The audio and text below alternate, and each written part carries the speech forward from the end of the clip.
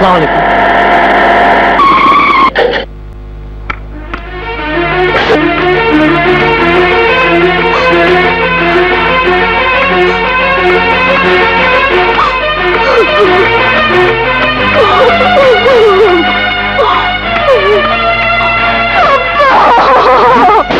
আশা, এই আশা, কি হয়েছে মা? কে বকেছে? আশা, তোর গালে চড়ের দাগ? কার এত বড় সাহস যে আমার আশার গালে চড় মেরে 5 আঙ্গুলের দাগ বসিয়ে দেয়? পাপা, তুমি তো আমাকে মারোনি, মাম্মিও কোনোদিন মারেনি। তোমরা আমার পাপ্পা মাম্মি হয়ে কোনোদিন আমার গায়ে হাত তুলোনি। ওই ওই লোকটা কেন আমাকে চড় মারবে? কেন আমাকে অপমান করবে?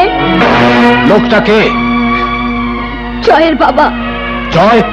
জয়টা আবার কে? আমি যাকে ভালোবাসি, যে আমাকে ভালোবাসে, সেই জয়। ভালো শাড়ি পরে সেজে গুজে তাহলে ওদের বাড়িতে গিয়েছিলে চড় খেতে? বল কে সে? কি তার নাম? কোথায় থাকে? নাম বলতে পারবো না, তবে গুলশানে থাকে, 125 নম্বর রোডে 39 নম্বর বাসায়। কোথায় যাচ্ছ পাপা?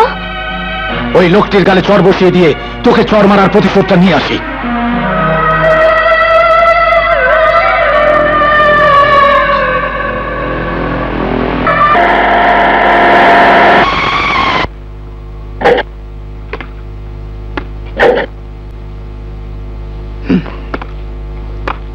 আসসালামু আলাইকুম। সাহেব বাসায় আছেন? আছেন। তাকে গিয়ে বলো ইঞ্জিনিয়ার ফিরোজ মামুন এসছেন। আসুন।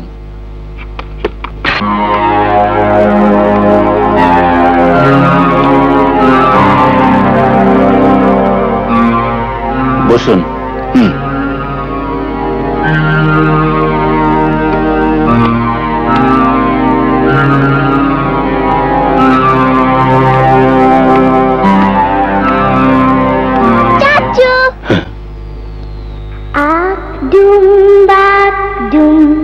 ঘোড়া ডুম সাজে, ঝাঁক ঝোলক ঝাঁঝর বাজে, বাজতে বাজতে চলল ঝুলি, ঝুলি গেল কমলা ফুলি, কমলা ফুলির চিটা সুচি মামার বিয়েটা, কমলা ফুলির চিটা সুচি মামার বিয়েটা।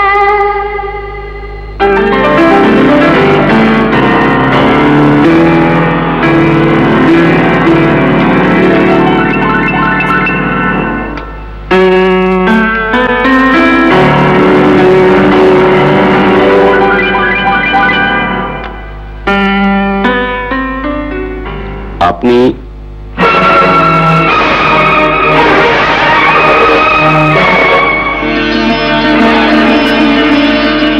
রাজা আমার অন্নদাতা, আশার গালে চড় মারার অধিকার ওর আছে।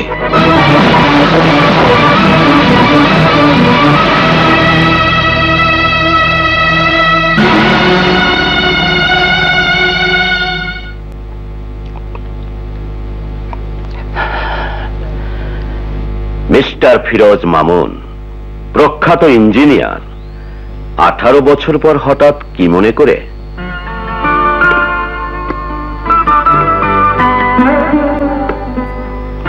রাজা, এটা তোর বাড়ি?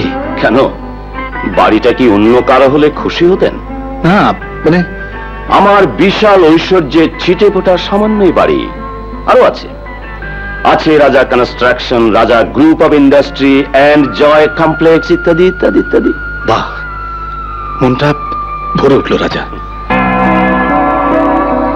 18 বছর আগে যে লোকটার দয়ার অন্নে প্রতিপালিত হয়ে আজকের ইঞ্জিনিয়ার এই ফিরোজ মামুনের পরিচয়, সেই লোকটিরই তো এত কিছু হবে, এত কিছু হওয়া উচিত। ভূমিতা না করে সাহায্যের কথা বলুন। কি চান? টাকা, সুপারিশ, না অন্য কিছু? আমি আমি সেজন্য আসিনি রে রাজা। তাহলে আবার নতুন কি মতলব? একবার তো আপনার মতলবের কারণে আমার একমাত্র নাসুর মৃত্যুর কারণে আমাদের দুই বন্ধুর মধ্যে যে দেয়াল তৈরি হয়েছিল, সেই দেয়াল ভাঙার সময় আজ এসেছে রাজা। চমৎকার, চমৎকার। পর্যাপ্ত সুযোগ পেয়েও একদিন যে দেয়াল গড়ার ইঞ্জিনিয়ার হতে পারেননি, আর আজ এসেছেন সেই দেয়াল ভাঙার ইঞ্জিনিয়ার। রাজা, হ্যাঁ, আমি আমি জয়ের সাথে আসার বিয়ের প্রস্তাব নিয়ে এসেছি।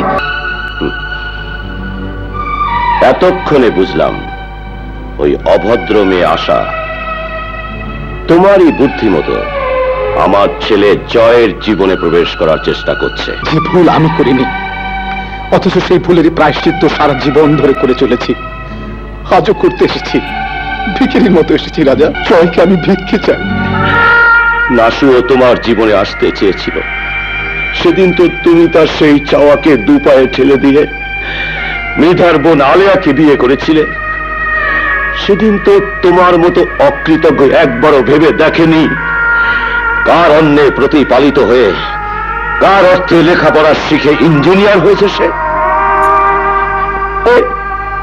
আরে তোকে প্রতিপালন না করে রাস্তা থেকে একটা কুকুরকে তুলে এনে দুটো হাড্ডি তার মুখের সামনে ছুড়ে দিলে এত বড় বেইমানি সে করতো না, করতো না।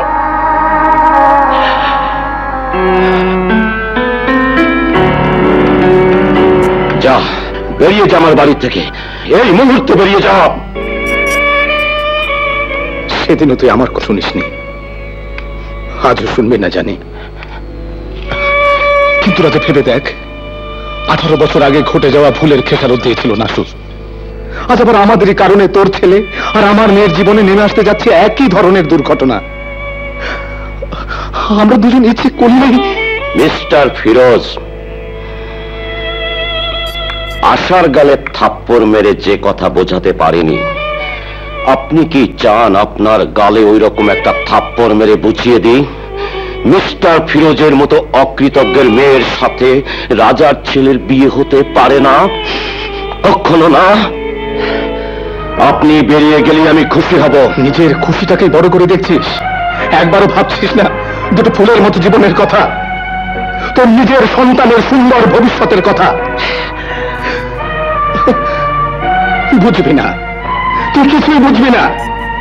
বোঝার মতো বিবেক তোর নেই। চিরজীবন অশিক্ষিত ছিলি, এখনো তাই আছিস, তাই থাক। কিন্তু আমি সব ভেঙে চুরমার করে দেবো, সব। এই জগৎ সংসার সব আমি অন্ধভণ্ড করে দেবো, সব আমি ভেঙে চূর্ণ বিচূর্ণ করে ফেলবো। এই জগৎ সংসার সব।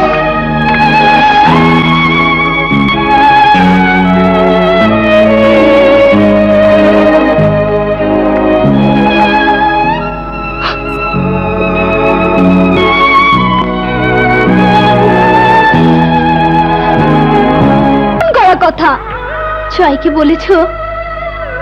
তার আশা বিশ্বাস করেনি ওসব কথা? ওই জয় রাজার ছেলে, রাজা, যে আমাকে চিরশত্রু ভাবে।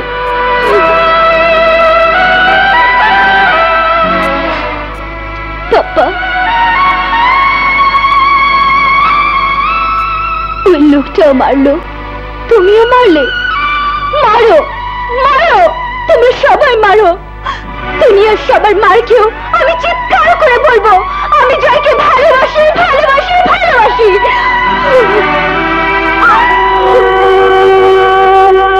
I'm sorry, my child. I'm sorry.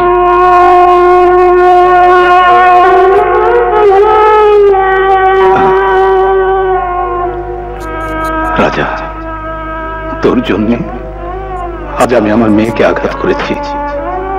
আঘাত তোর গালে পড়েনি, পড়েছে আমার বুকে।